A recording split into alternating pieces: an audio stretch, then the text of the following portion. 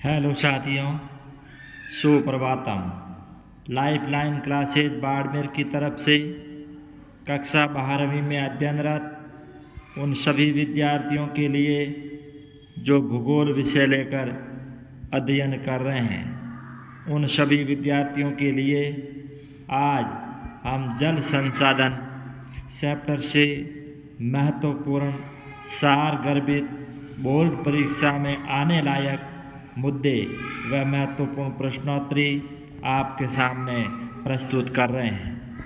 जल संसाधन जल प्रकृति की सबसे मूल्यवान धरोहर है और अगर जल नहीं होगा तो जीवन भी असंभव होगा।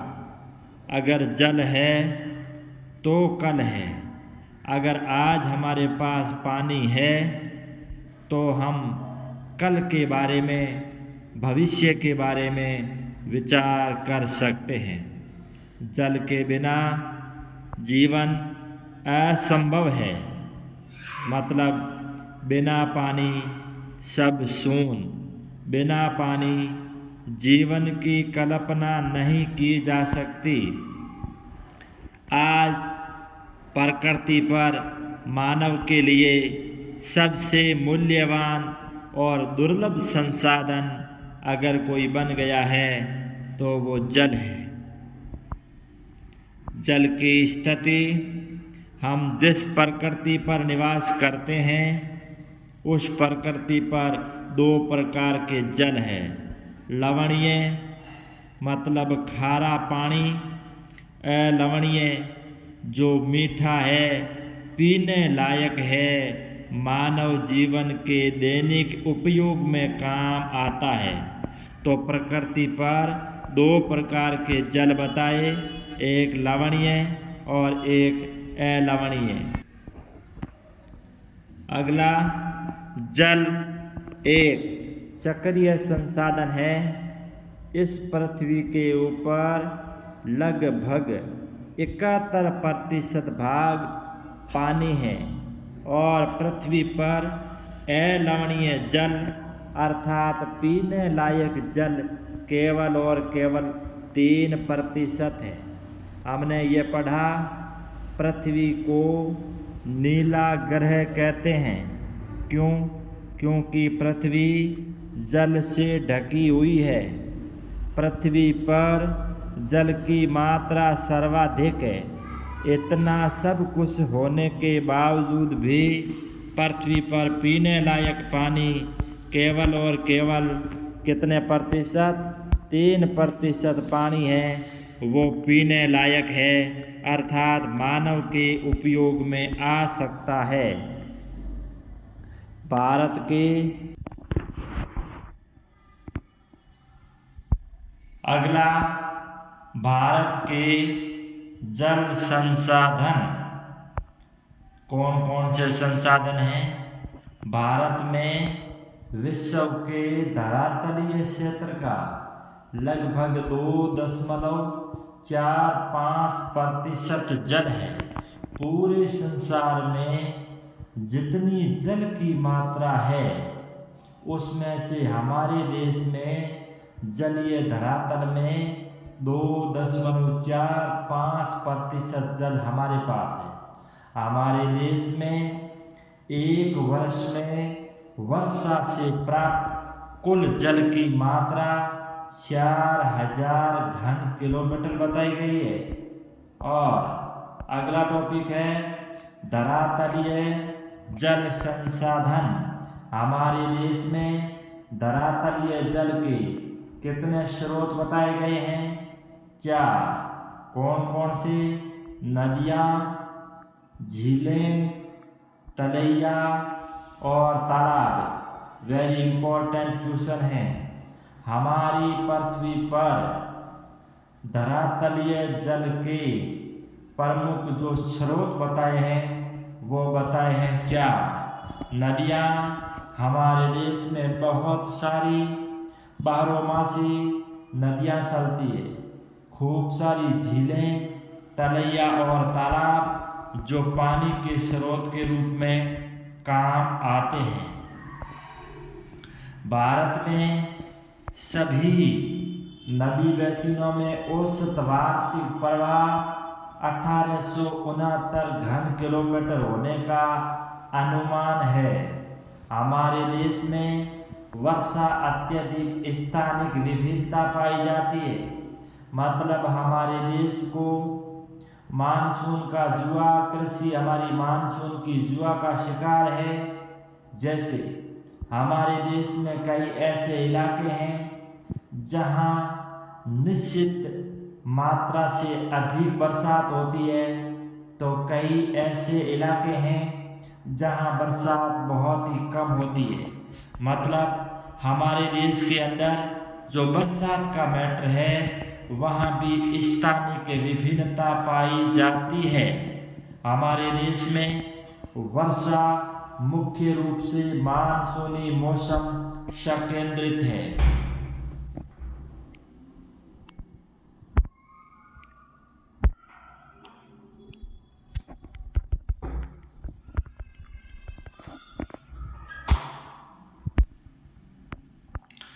हमारे देश में मुख्य रूप से देखा जाए तो गंगा, ब्रह्मपुत्र और सिंधु के जल ग्रहण क्षेत्र बहुत बड़े हैं।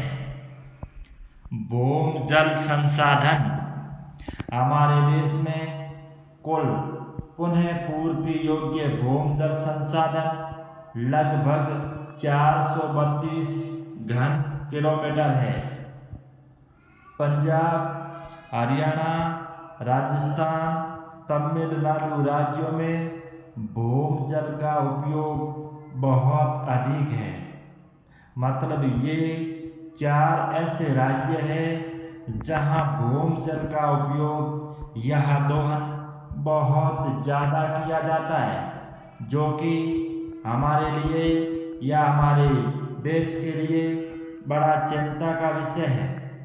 छत्तीसगढ़, उड़ीसा, केरल भूमि जल क्षमता का बहुत कम उपयोग करते हैं। गुजरात, उत्तर प्रदेश, बिहार, त्रिपुरा, महाराष्ट्र अपने भूमि जल का मध्यम दर से उपयोग करते हैं। मतलब ये जो राज्य है या जो भूमि जल की मात्रा है उनमें से मध्यम दर की स्थिति में इनका उपयोग कर रहे हैं। जबकि कई ऐसे राज्य हैं जहां बहुत कम उपयोग किया जा रहा है, जो कि हमारे लिए एक बहुत बड़ा अच्छा और सुनहरा पल है। फिर आ रहा है लेगून, झीलें। भारत की समुद्र तट रेखा विशाल और बहुत ही दंतुरित है। भारत में केरल, उड़ीसा, पश्चिम बंगाल यहाँ पर लेगून झीलें सर्वाधिक पाई जाती है। इन जलाशय का पानी खारा है। इन जलाशयों के पानी का उपयोग अमूमन मछली पालन, चावल की कुछ किस्म और नारियल जैसे पेड़ जिनकी सिंचाई में किया जाता है। अगला क्वेश्चन आएगा, वो है जल की मांग और उपयोग। आज हमारे देश में बढ़ती हुई जनसंख्या के कारण प्रत्येक वस्तु की मांग बढ़ रही है। मांग बढ़ रही है, प्रकृति के ऊपर संसाधन सीमित है, संसाधनों को बढ़ाया नहीं जा सकता और अंधाधुंध अविवेकपूर्ण तरीके से इन संसाधनों का प्रयोग करने से प्रकृति के संसाधन प्राय लुप्त होते जा रहे हैं। भारत में जनसंख्या का लगभग 2/3 भाग पूर्णतः खेती कृषि पर निर्भर है। पंचवर्षीय योजनाओं में खेती के उत्पादन को बढ़ाने के लिए सिंचाई विकास को उच्च प्राथमिकता दी गई। जब हमारे देश में कांग्रेस की सरकार के समय किस प्रकार कृषि उत्पादकता को बढ़ावा दिया जाए, आप सब समझ गए होंगे। इन कृषि उत्पादकता को बढ़ाने की जरूरत क्यों पड़ी? क्योंकि जनसंख्या बढ़ती गई, जनसंख्या की मांग भी बढ़ती गई। मांग को पूरा करने के लिए कृषि उत्पादन को बढ़ाना अनिवार्य हो गया, तो सिंचाई विकास को उच्च प्राथमिकता दी गई। अगला टॉपिक है बहुउद्देश्य नदी घाटी परियोजना, जो काफी इम्पोर्टेंट है। वह नदी घाटी परियोजना जिसके एक या एक से अधिक उद्देश्य हो, उसे बहुउद्देश्य नदी घाटी परियोजना कहते हैं। सीधा सा इसका आंसर यही होगा, जिस नदी घाटी परियोजना का एक से अधिक उद्देश्य हो उसे बहुउद्देश्य नदी घाटी परियोजना कहते हैं। जैसे भारत की प्रमुख बहुउद्देश्य नदी घाटी परियोजना भाखड़ा नागर बांध, हीराकुंड बांध, दामोदर घाटी परियोजना, नागार्जुन सागर बांध परियोजना, और फिर है इंदिरा गांधी नहर परियोजना। हमारे देश में धरातलीय और भूमजल का सबसे अधिक उपयोग कृषि के लिए होता है। एक बार पुनः देख लीजिए, भारत में धरातल के ऊपर और भूमजल यानी इस पृथ्वी के अंदर जो भी जल है, इस जल का सबसे अधिक उपयोग अगर किसी क्षेत्र में होता है तो वो है कृषि। आज बढ़ती हुई जनसंख्या के लिए, बढ़ती हुई मांग को पूरा करने के लिए कृषि के आधुनिक वैज्ञानिक तरीकों का प्रयोग करना अनिवार्य हो गया है। घरेलू सेक्टर में धरातलीय जल का उपयोग भूमजल की तुलना में अधिक है। हम हमारे घरों के अंदर चाहे वो भोजन बनाना, स्नान करना, कपड़े धोना या घरेलू सेक्टर में कोई भी जल का उपयोग करें, भूमजल की तुलना में धरातलीय जल का उपयोग सर्वाधिक किया जाता है। कुल जल उपयोग में कृषि सेक्टर का भाग दूसरे सेक्टर से उपयोग है। इस पृथ्वी पर जितना भी पानी का उपयोग किया जाता है उसमें सबसे अधिक अगर पानी की खपत किसी सेक्टर में होती है तो वो है कृषि। आज हमारे देश में सिंचाई के लिए जल की मांग कितनी बढ़ गई है। कृषि में जल का उपयोग मुख्य रूप से सिंचाई के लिए किया जाता है। वह भले ही रबी की फसल हो, भले ही खरीफ की फसल हो, भले ही जायद की फसल हो। हमारे देश में अधिकांश भाग वर्षा विहीन और सूखाग्रस्त है। आज हमारे देश के कई ऐसे इलाके हैं जहाँ बरसात न के बराबर होती है, अगर होती है तो निश्चित मापदंड से कम होती है, या कई ऐसे इलाके हैं जहाँ बरसात नहीं होने से सूखाग्रस्त के शिकार हैं। चावल, गन्ना और जूट इनके लिए अत्यधिक जल की आवश्यकता होती है और वो जल केवल और केवल सिंचाई से ही संभव है। सिंचित भूमि की कृषि उत्पादकता असिंचित भूमि की अपेक्षा ज़्यादा होती है। अगला, देश में कृषि विकास की हरित क्रांति की रणनीति से आप और हम सब पूर्व में भी पढ़ चुके हैं।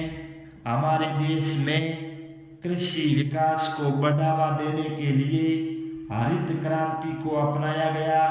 हरित क्रांति कृषि से संबंधित है और जिससे भारत का पंजाब, हरियाणा, पश्चिमी उत्तर प्रदेश में सबसे अधिक फसल की पैदावार हुई है।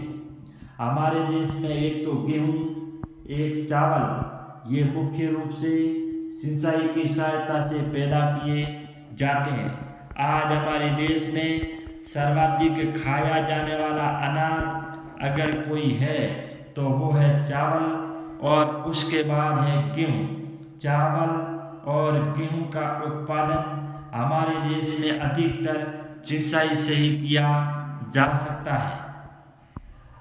पंजाब और हरियाणा में अधिकतर सिंचाई किससे होती है?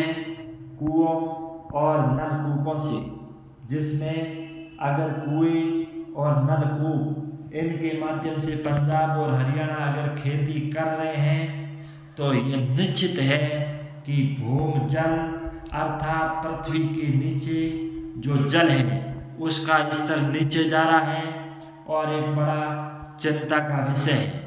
राजस्थान और महाराष्ट्र में अधिक जल निकालने के कारण भूमिगत जल में फ्लूओराइड का संकेंद्रण बढ़ गया। दो ऐसे राज्य बताए हैं, एक राजस्थान और एक महाराष्ट्र। यहाँ जमीन के धरातल के नीचे भूमिगत जल का अधिक प्रयोग करने से पानी में फ्लूओराइड का संकेंद्रण बढ़ गया है।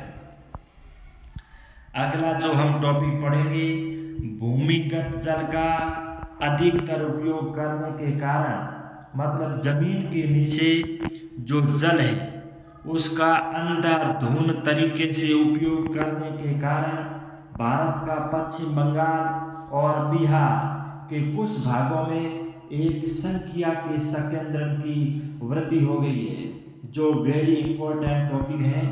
और पंजाब, हरियाणा, पश्चिमी उत्तर प्रदेश में गहन सिंचाई से मृदा में लवणता बढ़ गई है। मतलब पानी पर्याप्त मात्रा में होने के कारण वे लोग मोटी रकम कमाने के उद्देश्य से अपने लालच को बढ़ते हुए लालच को पूरा करने के उद्देश्य से वे अविवेकपूर्ण तरीके से एक ही खेत में बार बार गहन सिंचाई कर रहे हैं। एक तरफ फायदा है तो दूसरी तरफ नुकसान भी है।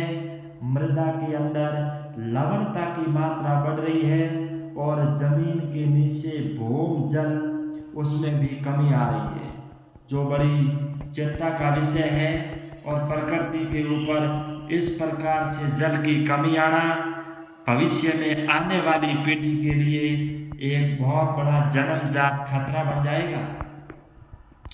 जल के गुणों में कमी, प्रकृति पर जो जल चाहे वो भूमिगत है, चाहे वो धरातलीय है, चाहे वो हिमनद के रूप में बर्फ के रूप में पड़ा है, ये सब प्रकृति की देन है।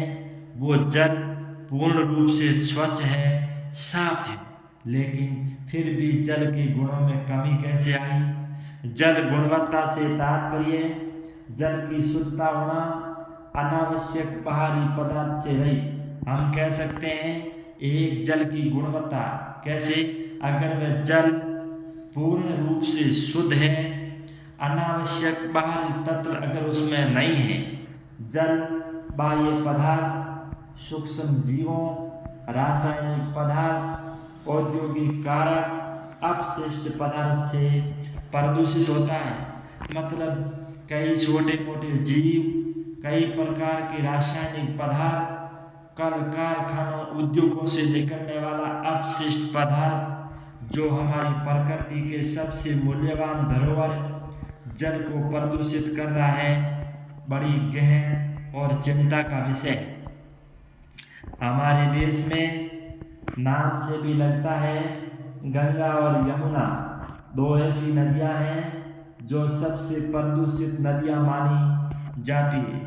गंगा और यमुना को भारत में सबसे प्रदूषित नदियां माना गया है। अब है जल संरक्षण और प्रबंधन। ये सभी समस्याएं हमने पढ़ी। इंसान और मानव होने के नाते हम सबका यह कर्तव्य बनता है कि अगर ये सभी समस्याएं हमारे सामने आ रही है तो जल का संरक्षण और प्रबंधन कैसे करें। सबसे पहले तो आप देख लीजिए, वेरी इंपॉर्टेंट क्वेश्चन है। प्रभावशाली नीति बनाई जाए, औपचारिकता बिल्कुल बंद की जाए। ऐसी प्रभावशाली नीति हो जैसे तमिलनाडु के अंदर कोई भी बड़ा नया घर बनेगा तो सत के पानी को जमीन के अंदर उतारने का प्रबंधन अनिवार्य कर दिया गया है। जल संरक्षण हेतु नए नए उपाय, जल बचत करने की तकनीकी का प्रयोग किया जाए, जल संबल विकास कार्यक्रम, प्रदूषण से बचाव के लिए कोई तरीके अपनाए जाएं, बरसात का जल है उसका संग्रहण किया जाए और जल के पुनः उपयोग, एक बार उपयोग लेने के बाद उस पानी का दोबारा उपयोग कैसे लिया जाए, इसके बारे में भी विचार करें तो जल संरक्षण और प्रबंधन किया जा सकता है। हमारे देश में जल प्रदूषण और निवारण नियंत्रण अधिनियम कब बनाया गया? 1974। पर्यावरण सुरक्षा अधिनियम कब बनाया गया? 1986। दोनों इम्पोर्टेंट क्वेश्चन हैं, आपको छोटे और वस्तुनिष्ठ प्रश्न के रूप में पूछे जा सकते हैं। फिर CPCB का पूरा नाम केंद्रीय प्रदूषण नियंत्रण बोर्ड, SPC राज्य प्रदूषण नियंत्रण बोर्ड, ये इनके पूरे नाम है। जो अमूमन जैसे पिछली बोर्ड परीक्षा में पूछा गया, UNDP का पूरा नाम।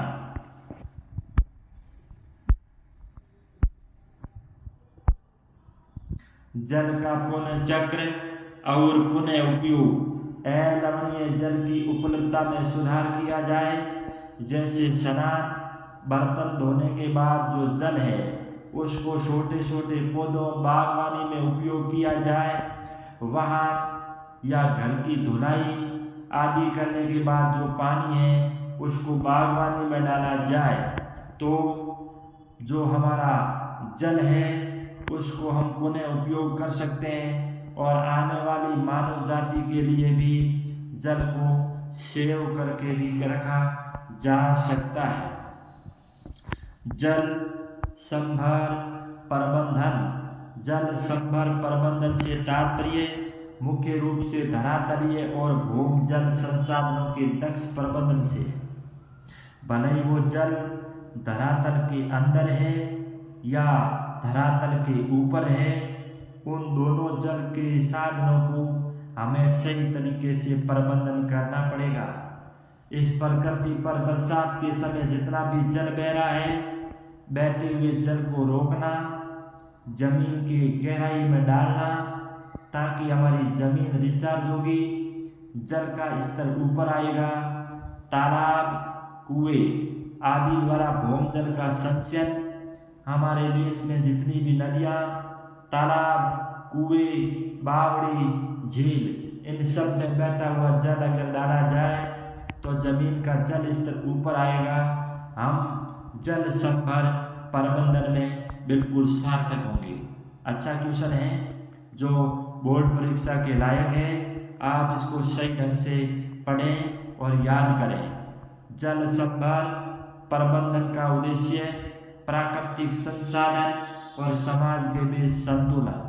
प्रकृति का संसाधन कौन है?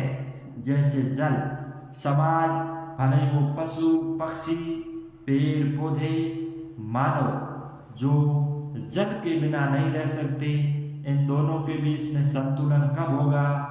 जब हम जल प्रबंधन करने का तरीका सीख जाएंगे। एक अच्छा क्वेश्चन है, वेरी इंपॉर्टेंट। हरियाली केंद्र सरकार द्वारा परिवर्तित जल संभर विकास परियोजना है। आपको पूछा भी जा सकता है कि हरियाली क्या है, तो हरियाली केंद्र सरकार द्वारा परिवर्तित एक जल संभर विकास परियोजना है। अगला एक टॉपिक है जो अमूमन बोर्ड परीक्षाओं में, लोकल परीक्षाओं में आता जाता रहता है, और वो क्वेश्चन है नीरू मीरू जल और आप। यह कार्यक्रम भारत के आंध्र प्रदेश राज्य के अंतर्गत वहाँ के लोगों के सहयोग से जल को संग्रहण करने की एक महत्वाकांक्षी योजना है, जो वेरी वेरी इम्पोर्टेंट क्वेश्चन है, नीरू मेरू जल प्रबंधन कार्यक्रम भारत के किस राज्य में चलाया गया? तो इसका सीधा सा जवाब होगा आंध्र प्रदेश। अगला क्वेश्चन जो हमारे राजस्थान से जुड़ा है, अरवारी पानी संसद जो कई बार आ भी चुका है।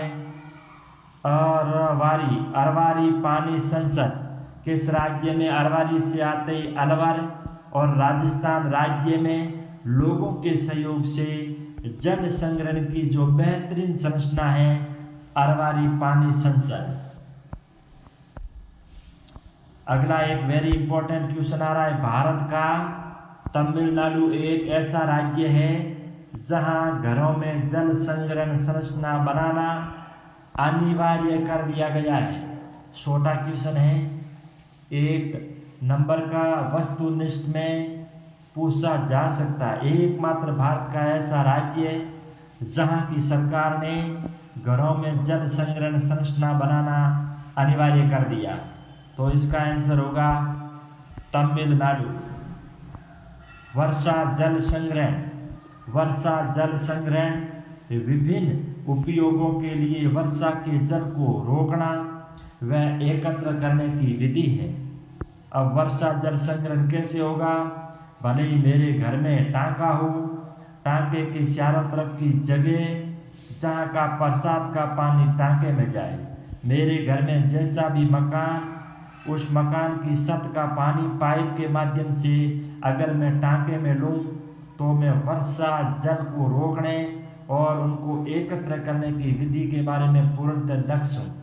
इसका उपयोग भूमिगत जल पुनः भ्रमण के लिए किया जा सकता है। नाम बड़ा है, वर्षा जल संग्रहण। अगर हम ऐसा करेंगे तो जमीन के अंदर का जो भूमिगत भाग है उसके अंदर पानी की मात्रा बढ़ेगी और हम उसका पुनः उपयोग कर पाएंगे। यह एक कम मूल्य और पारिस्थितिकी अनुकूल विधि है। अगर हम वर्षा जल संग्रहण को करें तो इसमें ज़्यादा खर्च भी नहीं आता और हमारे पारिस्थितिकी तंत्र को भी बनाए रखती है। वर्षा जल संग्रहण क्या काम आएगा? इस पृथ्वी पर प्रत्यक्ष अप्रत्यक्ष रूप से पानी की उपलब्धता को बढ़ाएगा। भूमिगत जल स्तर अगर नीचा है तो नीचा होने से रोकेगा। फ्लूओराइड और नाइट्रेट जैसे प्रदूषित तत्व को कम करेगा। अगर ऐसा हम सभी करेंगे तो अगर मानव इन सभी बातों पे जोर देगा तो वर्षा जल संग्रहण में हम बिल्कुल सफल हो पाएंगे। पर ही वो मृदा अपरदन है और वो बाढ़ है।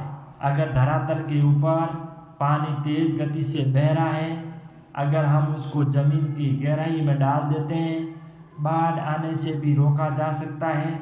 मृदा अपरदन यानी जमीन का मिट्टी का जो कटाव होता है उसको भी रोका जा सकता है। 2006 में राजस्थान के बाड़मेर जिले के कवास में आई बाढ़ हमारे सामने एक जीता जागता उदाहरण है, क्योंकि वो इतना पानी आने से कई सारी बोरवेल ड्रिल मशीनों के माध्यम से जमीन के अंदर छेद करके पानी को जमीन में डाला गया। अधिकतर पानी को पंप और मोटर के माध्यम से लूणी नदी में डाला गया। अगर ऐसी हमारे सामने समस्या आती है, तटीय क्षेत्र भले ही वो नदी हो, समुद्र हो, खाड़ी हो, वहाँ लवणीय जल के प्रवेश को रोकता है अगर हम जल प्रबंधन का सही तरीका अपनाएं तो। अगला एक क्वेश्चन आ रहा है वेरी इंपॉर्टेंट जो हमारे क्षेत्र से जुड़ा है। ग्रामीण क्षेत्र आज भी परंपरागत तरीके से जल संग्रहण का काम करता है। जैसे राजस्थान के पश्चिमी भाग में आने वाले तकरीबन 10-11 जिलों में हर घर में एक या एक से अधिक टांका है और वे लोग भले ही वो झील हो, तालाब हो, नाली हो, कुंड हो, टांका हो, वहाँ बरसात के जल को एकत्र करके रखा जाता है और बाकी समय में जल का उपयोग किया जाता है। टांका एक ढका हुआ भूमिगत टंकी के नाम से जाना जाता है, जो बरसात के जल को संग्रहण करने का सबसे महत्वपूर्ण साधन है और जिससे अपन अच्छी तरह से वाकिफ है। भारतीय राष्ट्रीय जल नीति 2002 में बनाई गई। वेरी इंपॉर्टेंट क्वेश्चन है। भारतीय राष्ट्रीय वन नीति 2002 के क्या मुख्य प्रावधान हैं? सिंचाई और बहुउद्देशीय परियोजनाओं में पीने का जल घटक सम्मिलित करना, पेयजल सभी मानव प्राणी को उपलब्ध कराना। ऐसे नहीं, पृथ्वी के कुछ लोग ही इस जल का उपयोग करें और खूब सारा तबका ऐसा हो जिसके पास पेयजल नहीं पहुँचे।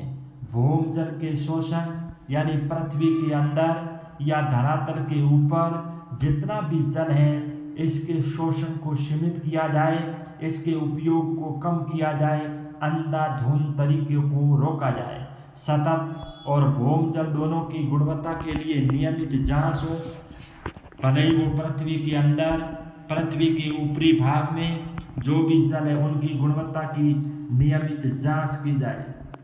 जल के सभी विविध प्रयोगों की कार्य क्षमता में सुधार लाना, जल के लिए हमारे देश में जागरूकता विकसित करना, लोगों के अंदर ये जागरूकता लाना कि जल को बढ़ाया नहीं जा सकता है, इसका उपयोग सही तरीके से करें ताकि आने वाली पीढ़ी भी इसका उपयोग कर सके।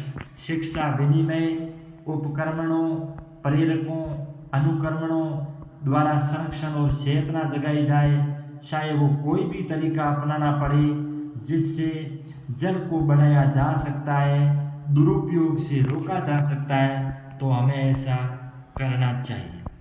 जल क्रांति अभियान हमारे देश में 2015-16 में शुरू किया गया। सीधा सा सवाल, जल क्रांति अभियान किसके द्वारा शुरू किया गया? तो होगा भारत सरकार। कब शुरू किया गया? 2015-16। अच्छा क्वेश्चन है। इसका मुख्य उद्देश्य क्या है? देश में प्रति व्यक्ति जल की उपलब्धता को सुनिश्चित करना। ऐसा नहीं कि देश के कुछ लोग, कुछ भाग ही जल का उपयोग कर रहे हैं। नहीं, देश में प्रत्येक व्यक्ति, भले ही वो 140 करोड़ की आबादी हो, प्रत्येक तक जल की उपलब्धता सुनिश्चित हो। जल क्रांति अभियान का लक्ष्य स्थानीय निकाय, सरकारी संगठन और नागरिकों को शामिल करके उसमें जागरूकता लाई जाए ताकि जल के दुरुपयोग को रोका जा सके। लोगों में जागरूकता फैलाओ। जन संचार माध्यम भले ही radio, TV, print media, post निबंध प्रतियोगिता, कोई भी माध्यम हो जिससे ज़्यादा से ज़्यादा प्रचार करके पानी के दुरुपयोग को रोका जा सकता है। ऐसा केवल और केवल इंसान के द्वारा ही संभव है। हम जल संसाधन पाठ के अंतिम पायदान पर एक ऐसा गांव पढ़ेंगे जिसका नाम है रालेगण सिद्धि। यह देश का एकमात्र हमारे सामने मॉडल गांव का उदाहरण है। मैं इसको वेरी इंपॉर्टेंट कहने से नहीं चूकूंगा। हमारे सामने एक मॉडल है। ये गांव भारत के महाराष्ट्र राज्य के अहमदनगर जिले में स्थित है। फिर जो पूरे देश में जल संबल विकास की एक मिसाल है, यानी बरसात के जल हो, भूमिगत जल हो या धरातलीय जल हो, अगर उसको उपयोग में, संरक्षण में अगर कोई मिसाल पेश की है तो की है रालेगण सिद्धि गांव ने। 1975 में ये गांव किसके लिए जाना जाता था? गरीबी और शराब के लिए। कहाँ भी गया है? मारवाड़ी में।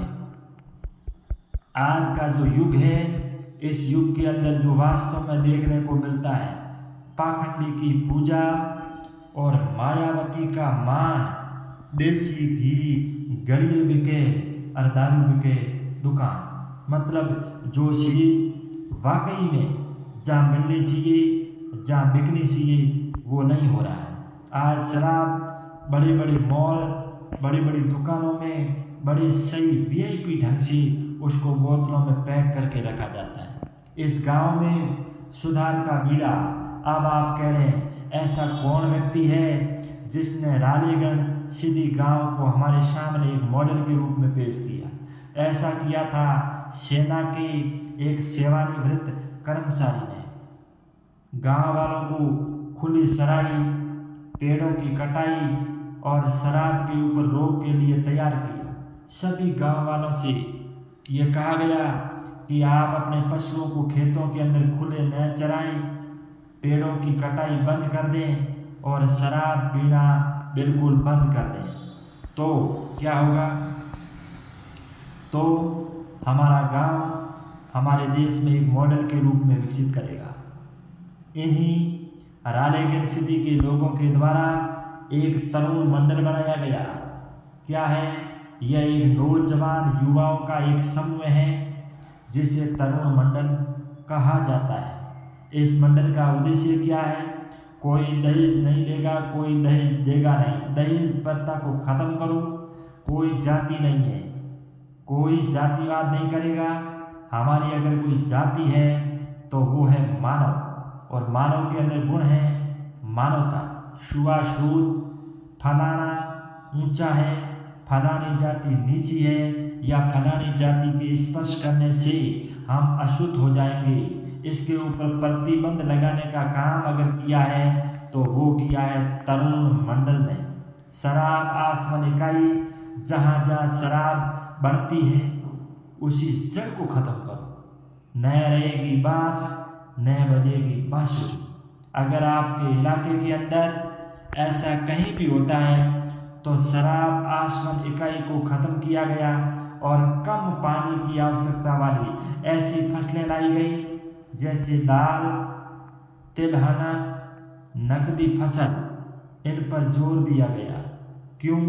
क्योंकि ये फसलें कम पानी से पैदा की जा सकती है। बहुत ही सोची समझी और सजग रणनीति से किया गया काम आज हमारे देश का एक मॉडल गांव है। उसके बाद में हम आपको कुछ महत्वपूर्ण क्वेश्चन बताते हैं। इस पाठ में से लगभग पूरा सार मैंने आपको इस चैप्टर में समझा दिया है। धरातलीय जल के कितने प्रमुख स्रोत हैं? ऐसा क्वेश्चन अमूमन पूछा जा सकता है। जल एक सक्रिय संसाधन है। कैसे? लैगून झील क्या है? भारत की प्रमुख जल बहुउद्देशीय परियोजनाएं कौन सी है? जल के गुणों में कमी आ रही है तो ऐसे कौन से कारण हैं? जल संरक्षण और प्रबंधन के उपाय बताओ। जल प्रदूषण के कोई कारण? अगर आज हमारे देश में जल प्रदूषित हो रहा है तो इसके कोई न कोई कारण है। जल प्रदूषण के उपाय बताओ। अगर जल इतना प्रदूषित हो रहा है तो इसको प्रदूषित होने से कैसे रोकें? CPCB का पूरा नाम बताओ और CPC का भी पूरा नाम बताओ, जो काफ़ी महत्वपूर्ण प्रश्नोत्तर सामान्यतः ऑब्जेक्टिव वस्तुनिष्ठ प्रश्नों के रूप में पूछा जा सकता है। जल प्रदूषण निवारण नियंत्रण अधिनियम कब बनाया गया? आपने इस चैप्टर में पढ़ा। जल संभर प्रबंधन सिस्टम क्या है? नीरू मीरू जल परियोजना, एक बार पुनः वेरी इंपॉर्टेंट। अरवारी पानी संसद वेरी इंपॉर्टेंट क्वेश्चन है। और वर्षा जल संग्रहण करने से क्या कोई फायदा है? अगर बरसात हो रही है, बरसात के जल का हम संग्रहण करें या नहीं करें? अगर करें तो इससे हमें क्या फायदा है? भारतीय राष्ट्रीय जल नीति बनी, क्या खासियत है? राष्ट्रीय जल नीति क्यों बनाई गई? उसके क्या महत्व है? उसके बारे में भी हम देखेंगे। और जल क्रांति मिशन 2015-16, जिसमें आप देखेंगे कि जल क्रांति जो मिशन वो क्यों अपनाया गया।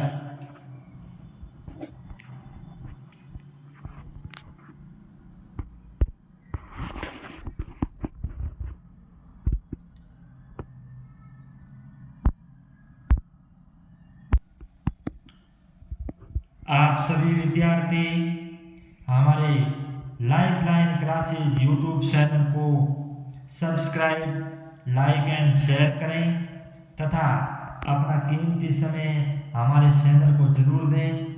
आपको या कुछ न कुछ सीखने को मिलेगा। कक्षा 12वीं में अध्ययनरत उन सभी विद्यार्थियों से मेरी गुजारिश कि आप इस पाठ के सार को सही ढंग से पढ़ें और अपने जीवन में उतारें और बोर्ड परीक्षा में बेहतरीन परिणाम दें। जय हिंद, जय भारत।